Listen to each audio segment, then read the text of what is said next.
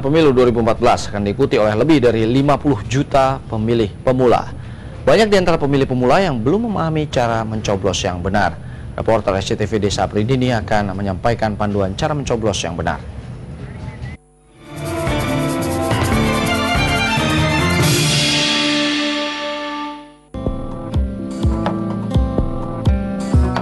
Tidak terasa hari pemungutan suara sudah semakin dekat, dan kali ini kami akan mengajak Anda untuk memberagakan beberapa tahapan pemungutan suara, dan yang paling penting tentunya adalah tahap pencoblosan.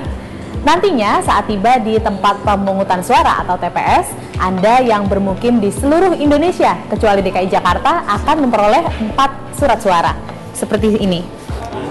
Surat suara DPR RI, surat suara DPRD Provinsi, surat suara DPD, dan yang terakhir adalah surat suara kabupaten kota.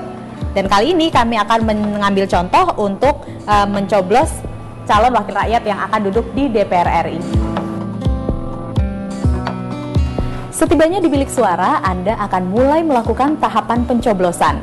Namun sebelumnya Anda perlu membuka surat suara yang sudah dalam bentuk lipatan ini secara perlahan. Jangan sampai sobek karena surat Anda nantinya dinyatakan tidak sah. Nah, kira-kira seperti inilah surat suara yang nantinya Anda akan terima di tempat pemungutan suara. Dalam surat suara ini akan tertera sejumlah partai peserta pemilu yang nantinya juga akan memuat nama-nama calon anggota legislatif yang Anda akan pilih namanya. Ada 15 kriteria surat suara dinyatakan sah untuk dipilih. Namun untuk lebih mudahnya, Anda cukup mencoblos atau memilih satu calon saja dari satu partai. Nantinya ketika Anda memilih satu calon dari satu partai tertentu, maka suaranya akan secara otomatis masuk ke dalam partai dan calon tersebut. Meski demikian, memang masih diperbolehkan bagi Anda yang kebingungan, Anda cukup mencoblos di mana saja, asalkan masih dalam satu kotak besar, maka satu suara Anda dinyatakan sah untuk partai tersebut.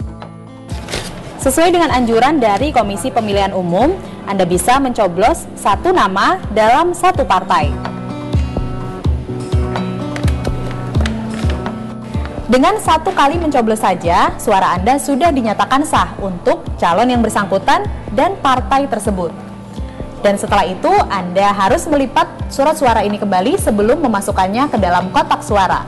Untuk melipatnya sebelum memasukkan ke kotak suara, Anda cukup melipatnya di bagian tengah atau mengikuti garis yang sudah ada. Kemudian melipatnya ke bagian kiri, ke atas, dan melanjutkannya ke kiri, seperti ini. Lipat surat suara hingga kembali menjadi seperti ini, dan lakukan langkah-langkah tadi untuk surat suara lainnya. Kini saatnya kita memasukkan surat suara yang sudah kita tentukan pilihannya ke dalam kotak suara. Dan jangan lupa, usai memasukkan surat suara ke dalam kotak suara, Anda harus mencelupkan jari Anda ke dalam tinta untuk menunjukkan bahwa Anda telah menggunakan hak pilih Anda. Kenali calon Anda dengan baik, jangan sampai salah pilih, dan jangan sampai golput karena satu suara Anda akan menentukan masa depan Indonesia 5 tahun ke depan. Desa Pridini dan Novianus Barens melaporkan dari Jakarta.